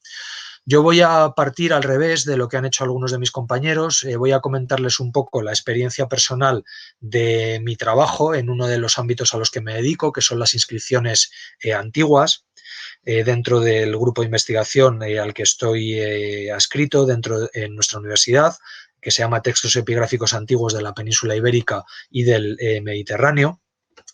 Y como entiendo que no todos tienen por qué estar familiarizados con este ámbito, pues muy brevemente los sitúo en cuál es uno de los objetivos. No es el único, pero uno de los objetivos, y en el que yo he estado más implicado desde hace ya muchos años, es el estudio de las lenguas antiguas de la península ibérica, las lenguas paleohispánicas, que seguramente incluso a muchos les sorprenderá que existan, porque bueno, pues siempre existe esa barrera de comunicación a veces. Sabemos más a nivel popular del egipcio o del etrusco que de las lenguas antiguas de la península ibérica, pero en la península ibérica también hubo una serie de lenguas antes de la llegada de los romanos. El número de inscripciones no deja de crecer, tenemos pues más de 2.000, ya van casi hacia las 3.000 inscripciones en diferentes lenguas, y bueno, un poco porque tengan la visión global, pues esas lenguas son de diferentes familias, algunas no indoeuropeas como el ibérico o las lenguas meridionales, otras de la gran familia indoeuropea como el celtibérico lusitano,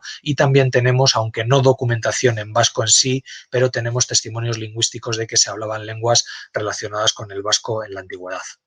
Para que vean un poco los materiales, porque esto tiene que ver con las aproximaciones interdisciplinares, pues cuando nos ocupamos del estudio de estas lenguas y de las inscripciones que las han conservado, pues nos encontramos desde estelas en piedra, como estas inscripciones del sudoeste, que son de las más antiguas, algunas de ellas pues seguramente remonten al siglo V antes de Cristo, y tienen probablemente carácter funerario en un sistema de escritura especial.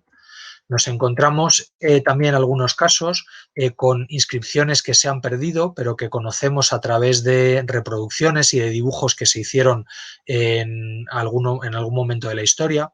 pues a partir del siglo XVI habitualmente, en muchos casos en el siglo XVIII y XIX. Luego esas inscripciones se han perdido, pero tenemos que trabajar con documentación de archivo, es decir, ya no es únicamente documentación arqueológica, sino que hay que ir a documentación de archivo y de biblioteca para poder recuperar esos dibujos y esas transcripciones que se hicieron de inscripciones que por azares del destino pues se descubrieron en un momento dado, pero después se perdieron.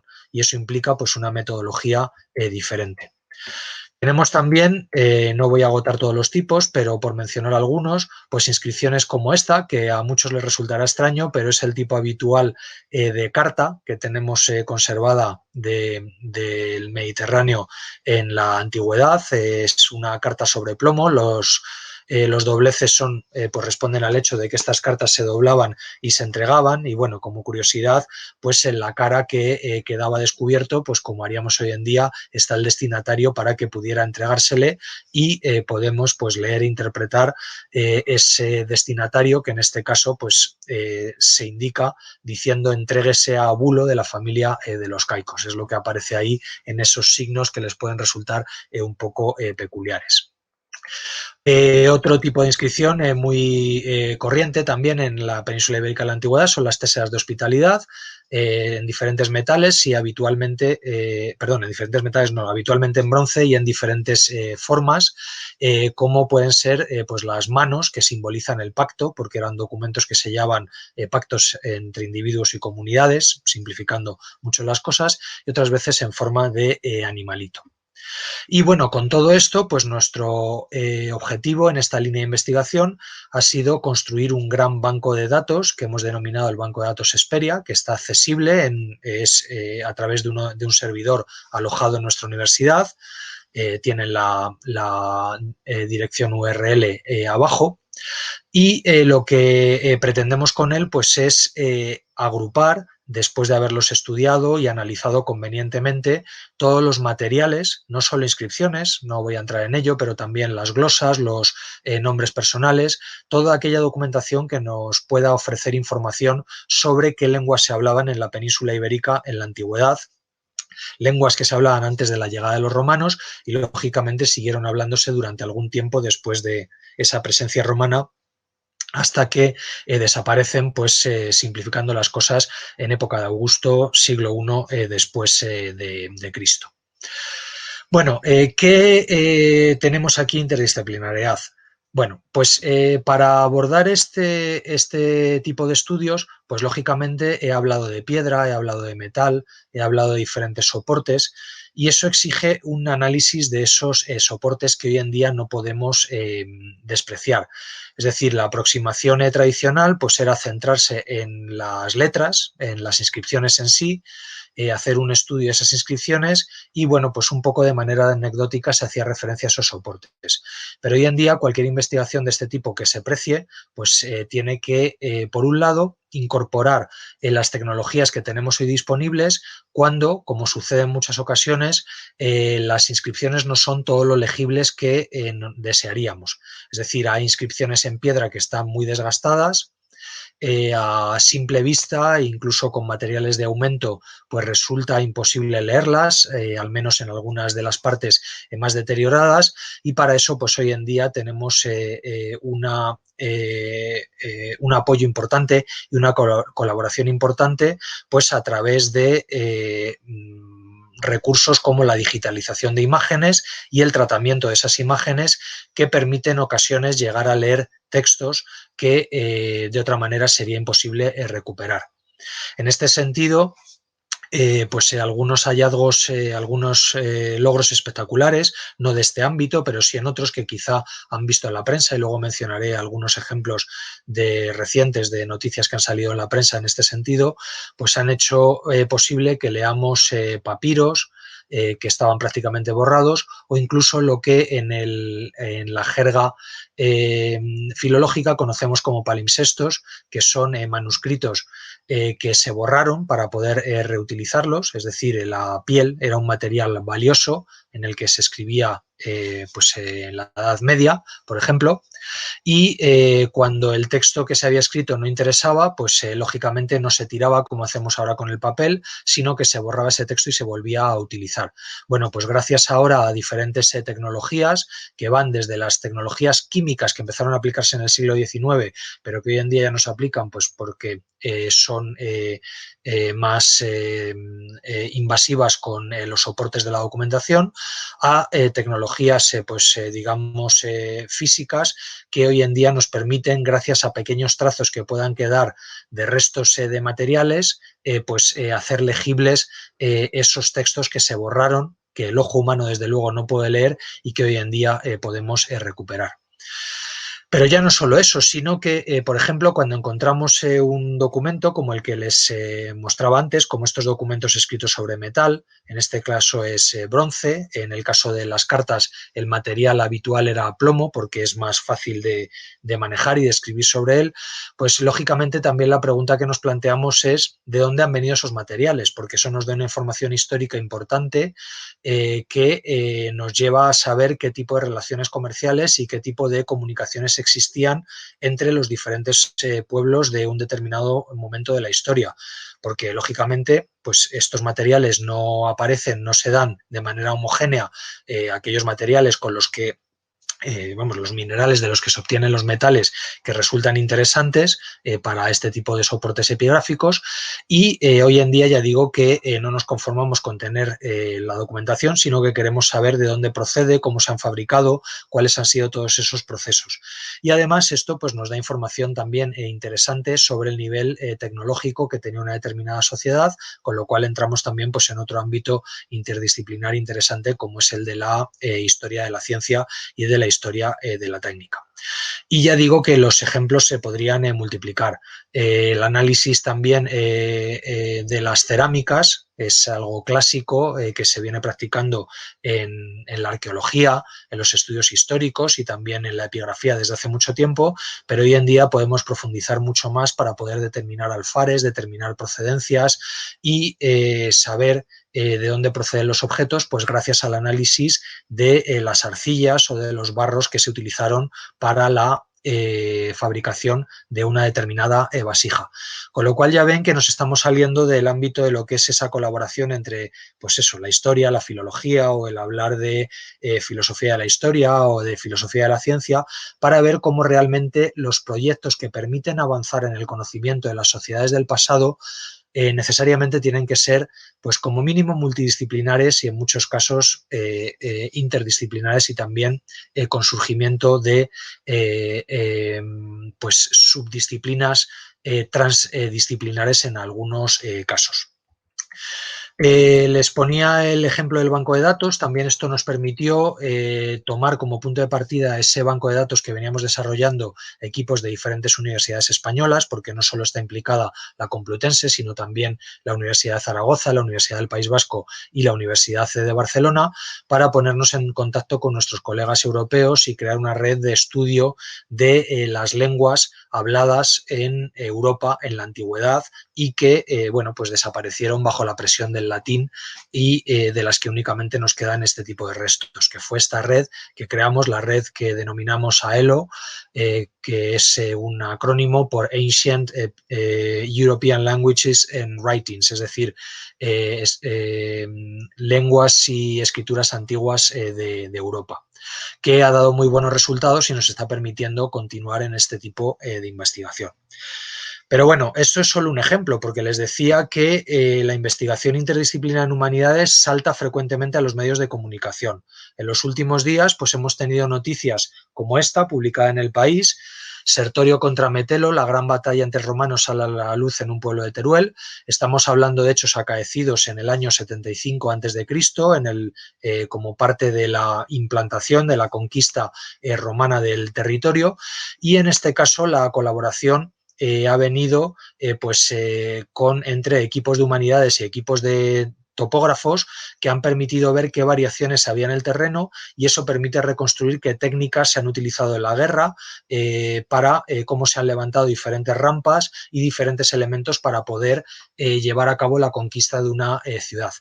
Lógicamente esto hace tiempo hubiera sido impensable, pero hoy en día con el avance de las posibilidades de trabajo en topografía, que cada vez pues permiten realizar trabajos con un menor coste, se pueden aplicar a este nivel. De hecho, nosotros en el grupo de investigación que mencionaba de la Complutense, pues tenemos incorporadas, pertenecen a él también, investigadores, profesores de la Universidad Politécnica, forma parte del clúster de patrimonio del Campus de Excelencia de Moncloa, que se creó entre las dos universidades, donde colaboramos con topógrafos no solo en este tipo de trabajos, sino también en el levantamiento de la información, la recuperación de la información sobre la situación de elementos epigráficos en monumentos, y también se aplican técnicas de topografía incluso para la propia digitalización de los documentos, porque ahora ya en el caso de las inscripciones y de muchos documentos no nos conformamos con el 2D, es decir, con las imágenes, sino que vamos a digitalización 3D, porque lógicamente eso permite que podamos considerar el documento en su conjunto y podamos apreciar elementos y llevar a cabo investigaciones que de otra manera sería imposible. También quizá algunos de ustedes vieran hace poco, porque la noticia es de la semana pasada, no, esta no, la siguiente, pero las dos tienen que ver con manuscritos del Mar Muerto, que bueno, forman parte de esa mitología que a veces aparece incluso en los programas pues de misterio como Cuarto Milenio y cosas de este tipo. Los manuscritos del Mar Muerto me refiero, pero fíjense cómo el titular ya refleja esa aproximación que hacemos al estudio de la documentación antigua. La piel de los corderos ayuda a resolver el puzzle de los manuscritos del Mar Muerto. Efectivamente, porque si hacemos un análisis de ADN de la piel sobre la que están escritos esos manuscritos, problemas que teníamos de cómo ordenar esos manuscritos pues pueden verse resueltos, porque si se trata de piel del mismo cordero, pues eso nos permite considerar que forma parte de una unidad y nos permite ordenar de una manera determinada los textos y de esa manera llegar a conclusiones más fiables que la mera ordenación pues a partir del contenido, que lógicamente es la aproximación filológica, la aproximación histórica, analizar ese contenido, pero podemos hoy en día colaborar con otras disciplinas y ver de esta manera pues cómo hay que ordenar esa colección y, ya digo, recuperar información que resulta relevante a la hora de interpretar los textos. Y nuevamente sobre manuscritos del Mar Muerto, pues se saltaba la semana pasada a la prensa pues este titular: tras las manos que escribieron la Biblia, que bueno, pues es un poco quizá exagerado, pero en el que se resalta cómo la inteligencia artificial ayuda a distinguir dos escribas como autores del principal manuscrito del Mar Muerto. Bueno, esto es un método de aproximación filológica tradicional, el análisis paleográfico, es decir, desde siempre para poder identificar si había varios autores de un manuscrito, de una colección de manuscritos, lo que se hace es analizar las variaciones en el tipo de letra.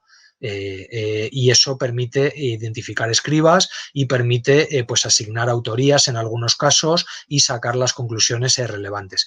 Hoy en día esto, además de poder hacerlo mediante un análisis reposado y con mucha dedicación de tiempo, como se hacía tradicionalmente, pues se puede hacer de otra manera gracias a la aplicación de métodos de inteligencia artificial, es decir, a partir de técnicas de reconocimiento automático de esos trazos que permiten la comparación entre largas cadenas de carácter, entre grandes cantidades de texto, y de esa manera pues poder llegar a análisis pues más refinados y más objetivos que los que pueda ser simplemente aplicando pues el ojo humano y llevando a cabo una catalogación, ya digo, paciente, pero que bueno, pues está sujeta a un mayor grado de subjetividad y a un mayor grado de errores que cuando lo hacemos de esta manera pues automatizada y aplicando técnicas, ya digo, de inteligencia artificial.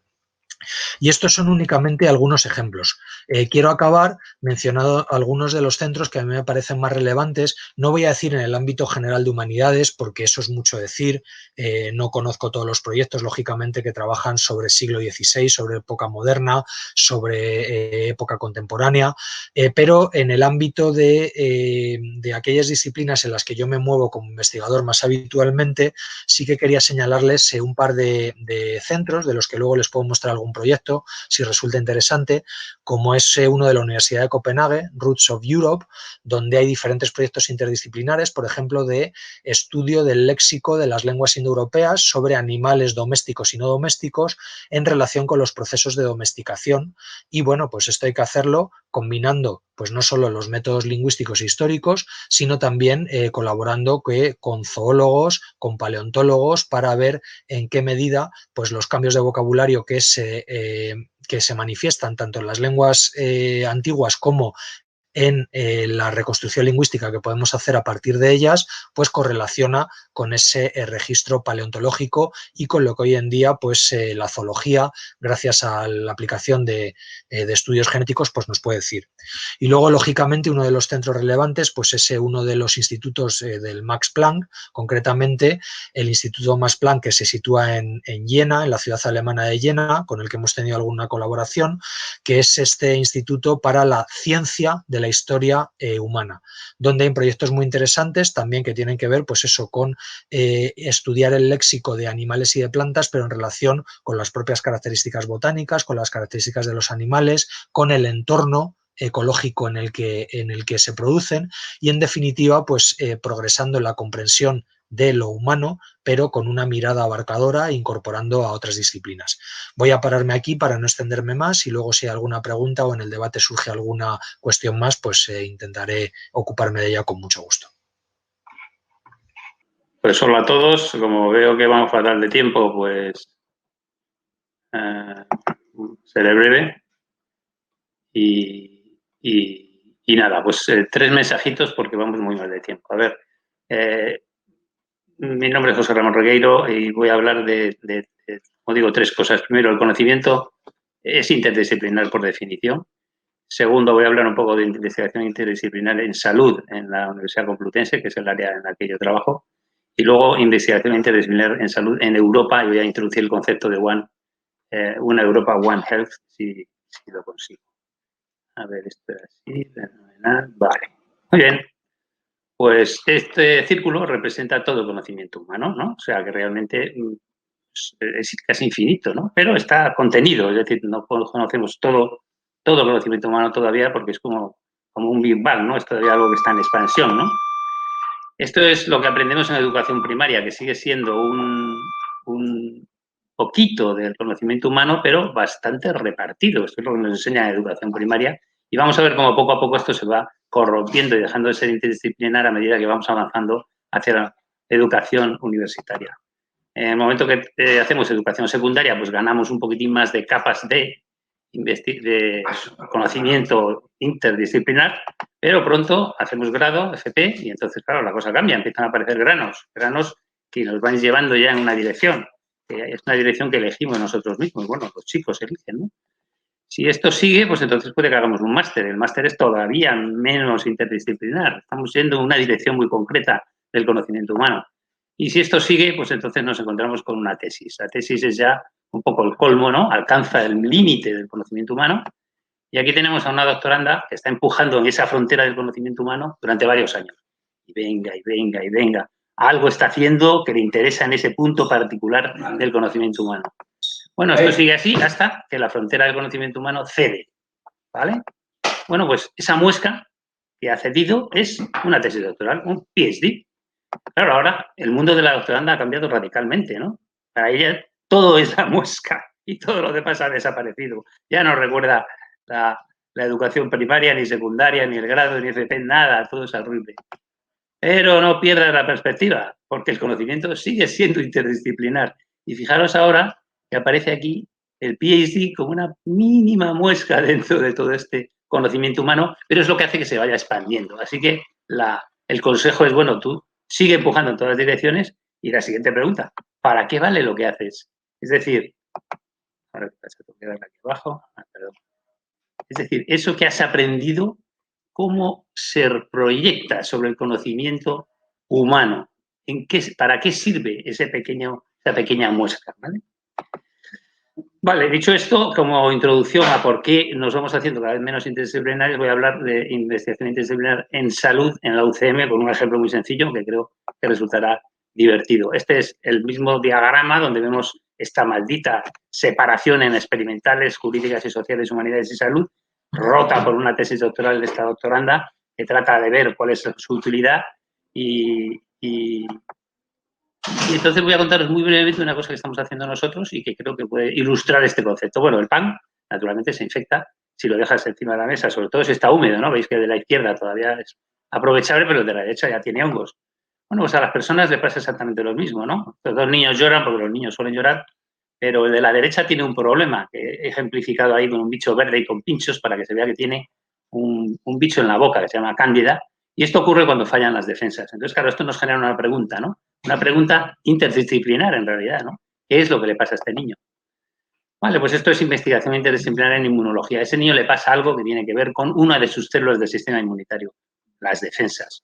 Aquí tenemos esta célula de la izquierda tratando de presentar ese bicho a este linfocito T, que es un tipo de célula blanca, está así mirándolo con desconfianza y decidiendo si debe o no debe responder a este bicho, que es la cándida, ¿no? Y por lo tanto, la primera pregunta es: ¿qué le pasa al linfocito? ¿Por qué no responde? ¿Por qué ese niño tiene cándida en la boca? Pues entonces tenemos que hacer diagnóstico, ¿no? Vale, ¿y cómo hacemos el diagnóstico? Bueno, pues aquí empieza todo a ser muy interdisciplinar, porque para poder hacer el diagnóstico, a que llegamos a la conclusión de que en realidad era un linfocito calvo, no sé si os fijáis que de repente había, igual he roto algo. Había aquí unas rastas que han desaparecido, pero bueno, no las voy a traer de nuevo por si acaso. Y veis que para poder determinar que eso es así, pues hace falta bioquímica. En realidad, Paco Ortega me lo ha adelantado perfectamente. Hace falta biología molecular, hace falta biología celular, hace falta genética, hace falta citometría, hace falta física. No sé si puedo ir para atrás ahora. Nada, no puedo.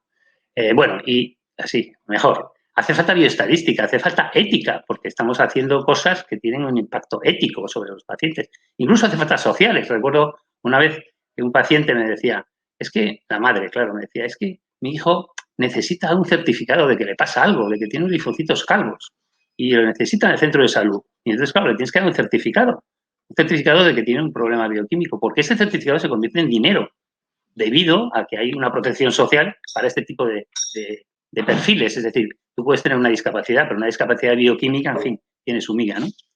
Bueno, voy a ver si consigo ir para adelante de nuevo. Y la siguiente cosa que uno puede hacer es decir, pues vamos a curarlo, vamos a devolverle las rastas.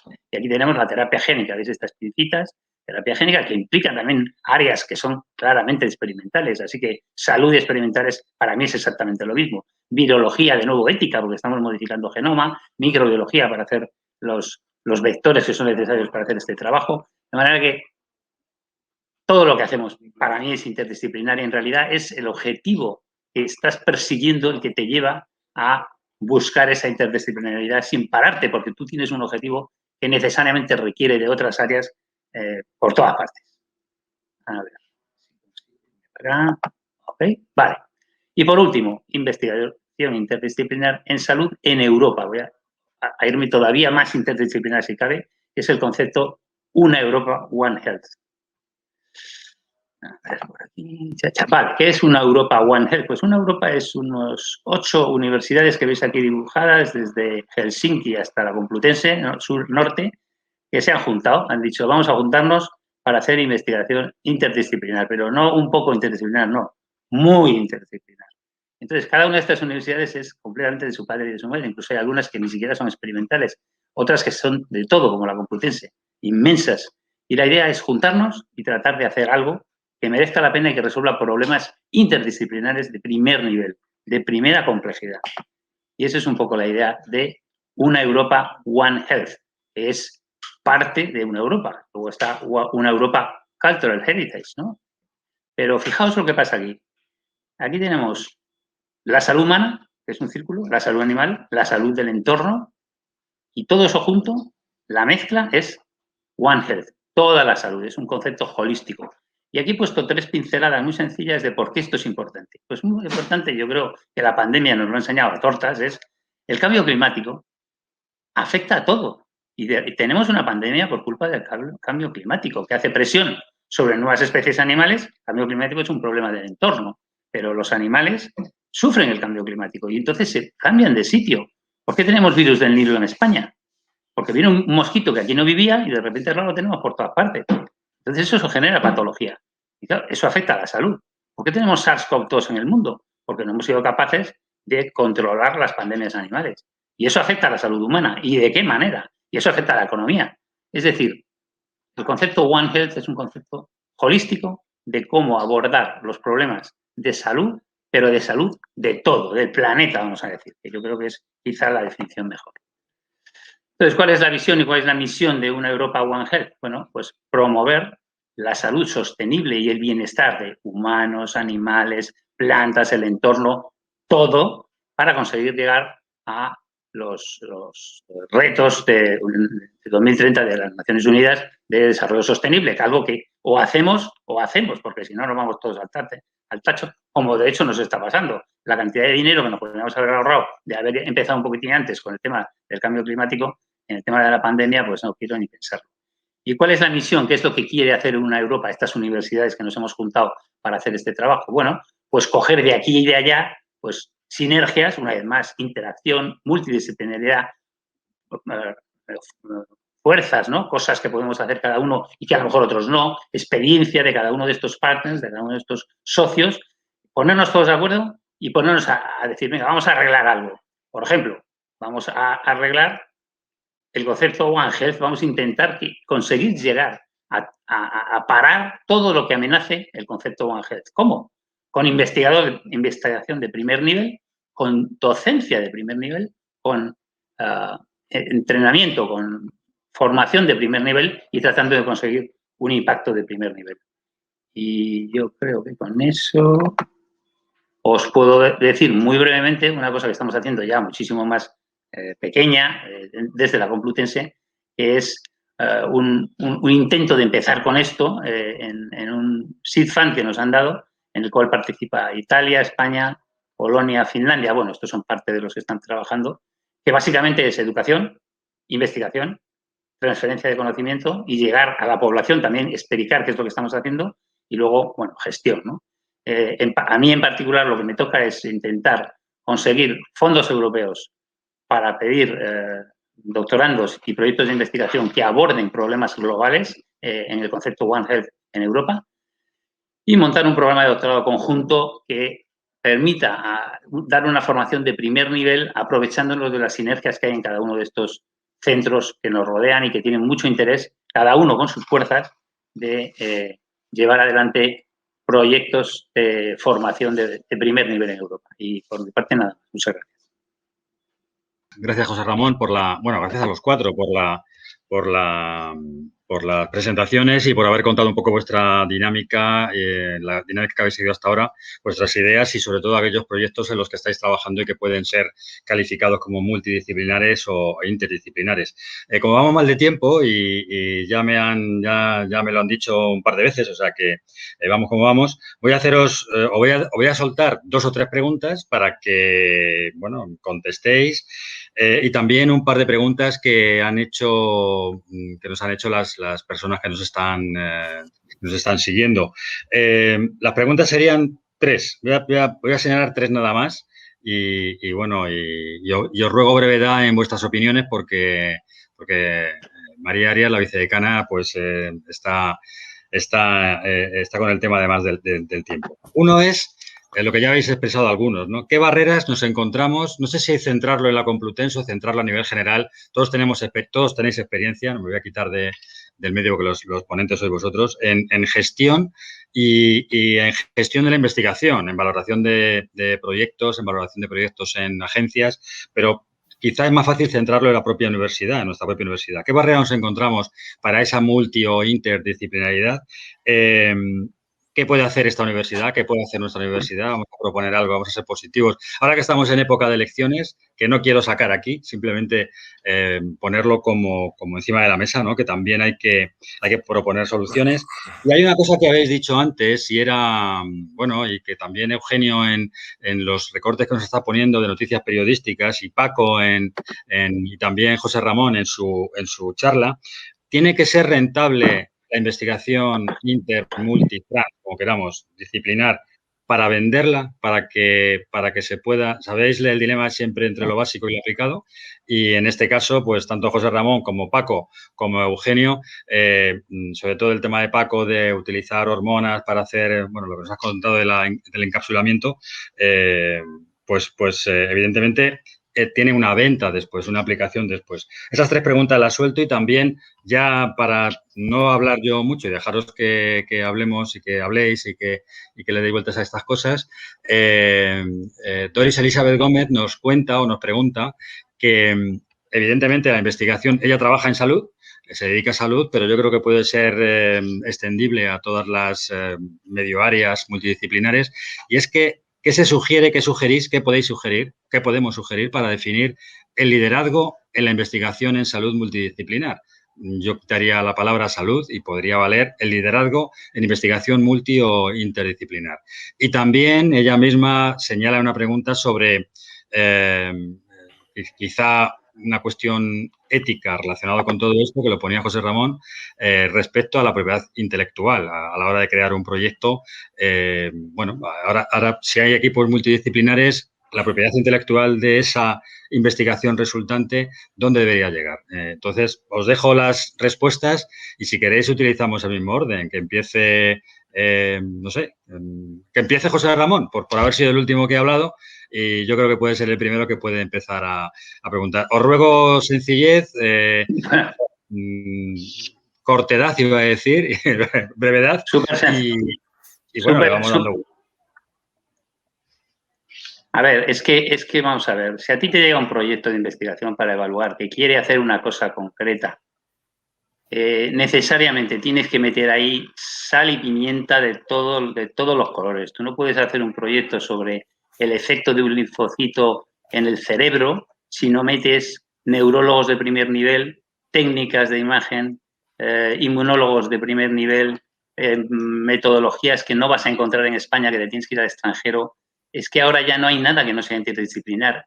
No solo ya los proyectos, es que los artículos. Tú no puedes publicar nada que no tenga de todo, porque te lo tumban y porque ahora todos los avances requieren una fuerza brutal, pero brutal, en forma de tecnología interdisciplinar. A veces que te tienes que ir a casa de Dios a buscar una tecnología, pero es que al final lo que te manda es cuál es tu objetivo, tú qué quieres hacer. Y me estoy encontrando esto muchísimo, ¿no? Proyectos que dicen, no, voy a hacer esto, pero luego hacen otra cosa. ¿Por qué? Porque cada uno en su fuero interno es un poco como la docencia. Quiere dar su docencia y esto no es así. Tú tienes que resolver un problema y el problema tienes que resolver con todas las herramientas que necesites para resolver ese problema y no te metas en otras cosas, porque si no lo que haces es una porquería de investigación. Y eso aplica también a humanidades. Es decir, si yo necesito resolver un problema relacionado con patología humana, tengo que hablar con la gente de letras, porque ellos saben un huevo sobre este tipo de cosas. Y sobre ética, yo qué sé, o sea, que tienes que tener, yo qué sé, abogados. O sea, todos los problemas son complejos e interdisciplinares y cada vez más. Lo que pasa es que se nos olvida. Claro, cuando tú te vas metiendo, al final te dices, oh, yo soy experto en MIG, soy experto en MIG, pero ¿eso qué es? Eso no vale para nada. Esa es mi opinión.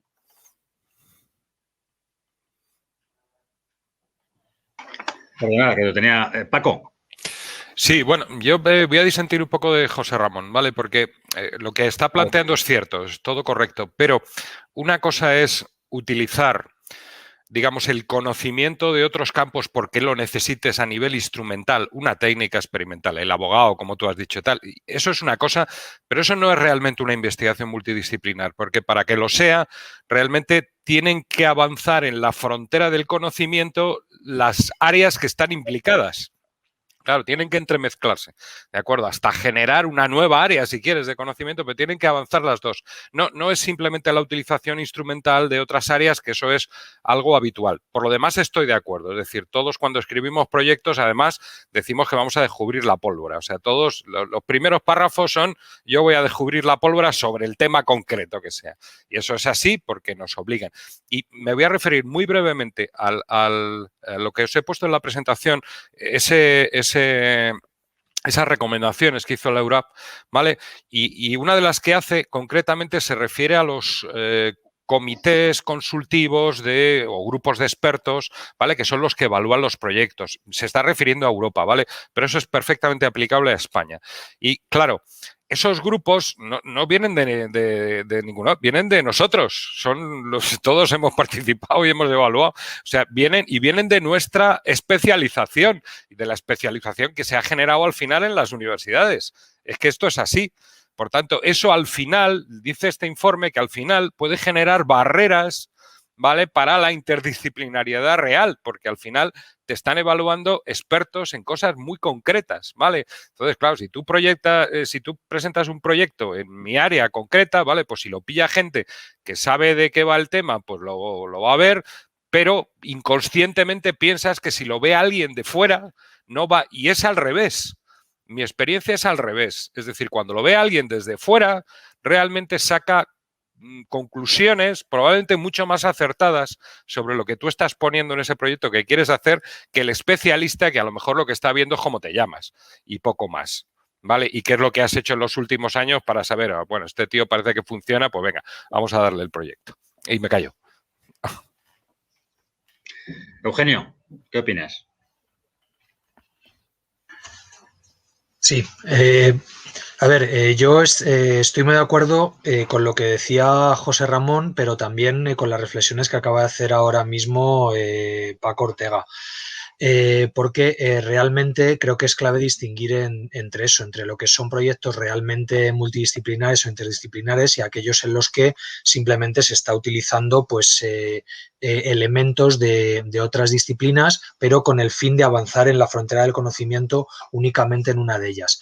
Y yo creo que ahí es precisamente donde están los problemas, en que es difícil muchas veces hacer que surjan proyectos realmente interdisciplinares o multidisciplinares que le interesen tanto a las disciplinas implicadas, pero yo creo que ahí es precisamente donde está el reto interesante, en que, por ejemplo, cuando yo planteo un problema de legibilidad de documentación, ya sea epigráfica o sea manuscrita, que realmente el problema no sea solo que yo pueda acceder a la lectura de esos manuscritos o esas inscripciones, sino que le esté planteando un reto a quien se está encargando de eso, que le permita desarrollar un nuevo tipo de software, un nuevo tipo de técnica para poder acceder a esa lectura y que represente también un avance en su conocimiento. Y yo creo que ahí es donde muchas veces se produce el problema, en que cuando acudimos a otros vamos pensando en ellos como, digamos, ciencias auxiliares, utilizando un concepto arcaico, pero que existía en tiempos de ciencias auxiliares de la historia, muchas veces vamos a otras disciplinas como ciencias auxiliares. Y yo creo que esa es la barrera que hay que romper en muchos casos, y es qué pregunta hay o qué reto que nos interese al mismo nivel a todos para poder trabajar conjuntamente y que tenga esa repercusión en las diferentes disciplinas. Y muy rápidamente una cuestión sobre la investigación básica y aplicada. Yo siempre he echado de menos en los planes nacionales que nunca hay una línea de investigación aplicada en humanidades.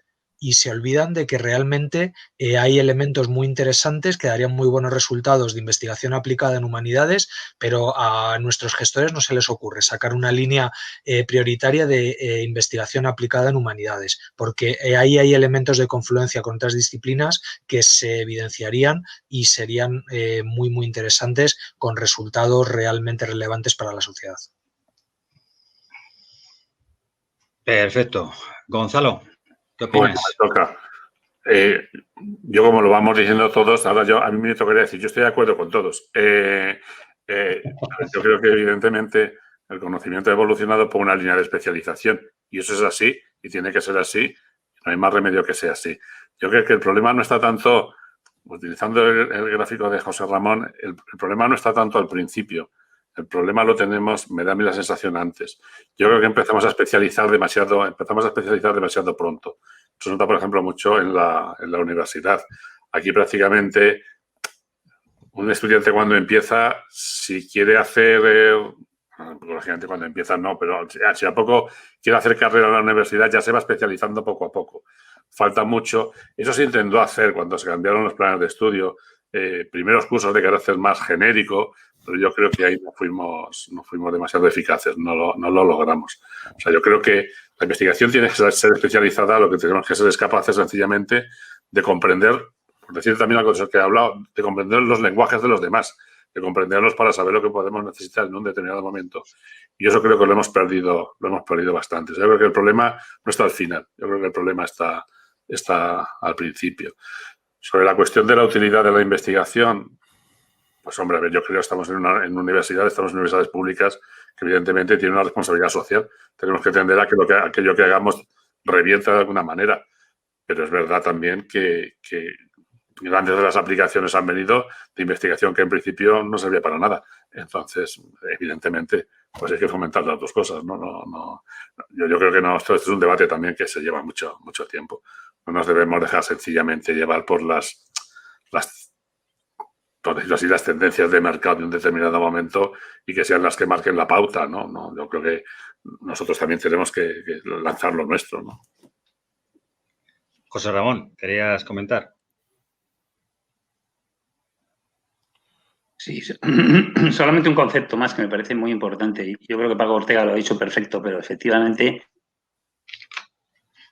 en los avances siempre se producen en la frontera. Se te escucha regular, José Ramón, o yo. Las áreas. Y una más, meter en el mismo... Se oye mal, perdón. Bueno, simplemente decir que a veces hay que meter expertos de diferentes orígenes juntos para conseguir esa interacción entre áreas. Nada más. Gracias. Vale, perfecto.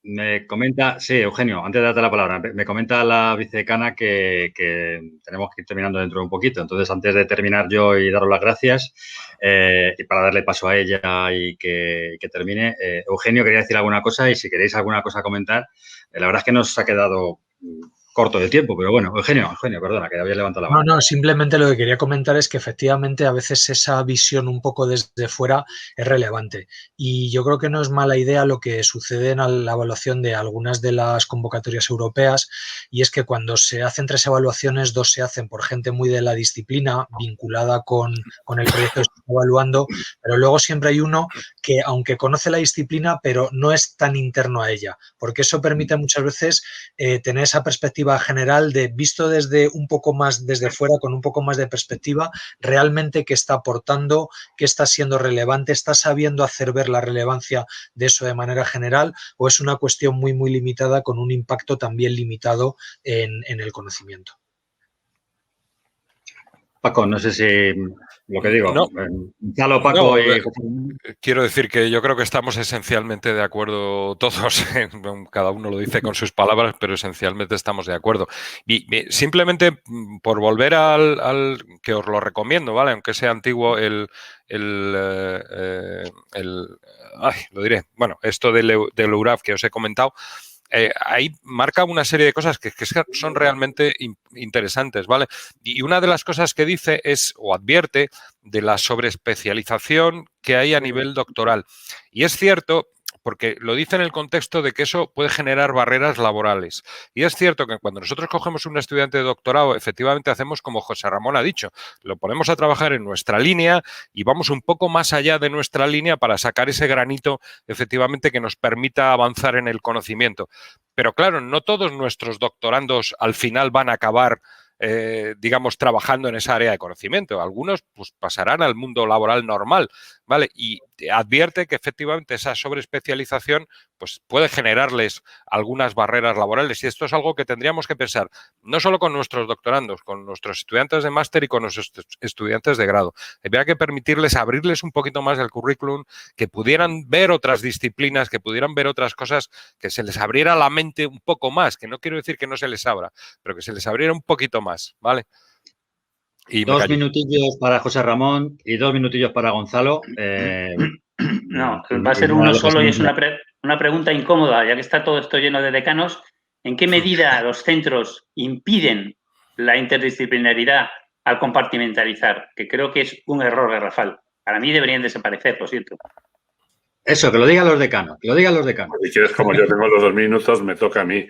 Eso es inevitable, es por la propia iniciativa que tiene la universidad. Y es verdad que nuestra estructura universitaria en ese sentido es muy cerrada. Hay universidades en el mundo que son mucho más amplias y que la gente empieza a estudiar y cuando llevan varios años, por un par de años, entonces deciden realmente para dónde van a tirar. Nosotros venimos de un sistema educativo, político y universitario tremendamente centralizado, lo que no quiere decir centralizado a nivel político, es internamente también centralizado, donde todo tiene que estar tremendamente pautado. Eso es para muchos de los que participamos con mucha ilusión del Espacio Europeo de Educación Superior en sus inicios, lo que ha sido el gran lamento al final, que algo que iba a proporcionar mucha flexibilidad se ha convertido en algo que lo que ha proporcionado es, al final, mucha más estructura y muchísimo más control. Bien, pues muchas gracias. Bueno, gracias a todos. Voy a despedir yo muy brevemente el tema de la coordinación. Yo espero que todos los que nos han seguido hayan resuelto algunos de sus dudas y hayamos puesto alguna luz en las sombras que hayan podido tener en estas preguntas generales. Es verdad que podríamos tener y darle muchas más vueltas y con más tiempo seguro que agotábamos el tiempo de muchas reuniones, pero bueno, hemos aclarado las interfaces que decía Paco o esa maldita separación de áreas que comentaba José Ramón y también sabemos algo más de la familia de los Caucos que contaba Eugenio. Y qué decir de esa educación y de esa filosofía de la educación que nos contaba también Gonzalo. Así que nada, muchas gracias a los 4 ponentes, especialmente a José Ramón. Gracias, José Ramón, por haber estado ahí y a vosotros 3 por haber comentado, por haber discutido, por vuestro tiempo, por la síntesis, por el conocimiento y nada. Y de nuevo, gracias a María y a la facultad y a la Fundación por haber hecho posible y facilitado toda la infraestructura que hemos tenido. Así que ya me callo, María, y ya te dejo la palabra. Muchas gracias. Gracias a todos. Bueno, siento interrumpiros, pero es que vamos un poquillo mal de tiempo, entonces tenemos que ir cerrando. Bueno, ahora viene la hora de los agradecimientos y de la clausura del curso. Yo quiero daros las gracias por la moderación a Pedro y también por vuestras intervenciones, por estar aquí hoy, porque sé que estáis muy ocupados y quiero agradeceros mucho, mucho que estéis en esta última sesión. Si me permitís, voy a intervenir brevemente antes de que la decana de la Facultad de Veterinaria, Consuelo Serres, haga la clausura de las jornadas. Me gustaría simplemente recordaros que en estas jornadas han estado estructuradas en 14 sesiones, es decir, llevamos 4 meses hablando de la carrera investigadora, en la que se ha tratado muchísimos temas, los más importantes, creemos, de la carrera investigadora. Hemos hablado de ética, de política, de transferencia, de publicaciones, de las etapas, la movilidad, la financiación, 1000 cosas, de cómo obtener una RC. Y yo creo que ha sido muy gratificador, muy instructivo para todos. También quería recordaros que han pasado por aquí en esas 14 sesiones casi 70 investigadores e investigadoras de prestigio, de múltiples centros de investigación, de universidades, de empresas y que nos habéis visto en directo un total de 4.746 personas que habéis estado aquí. Hay más inscritos, hay más gente que nos verán en diferido, pero bueno, yo creo que hay que poner en valor la trascendencia que han tenido esta primera edición de las jornadas. Y, por lo tanto, quiero agradeceros a todos vuestra participación, implicación y vuestra asistencia. Pero antes de despedirme, antes de dar paso a la decana, me gustaría poner en valor una cosa que he aprendido en este tiempo y es que creo que la clave del éxito de estas jornadas viene determinada por 2 cuestiones principalmente.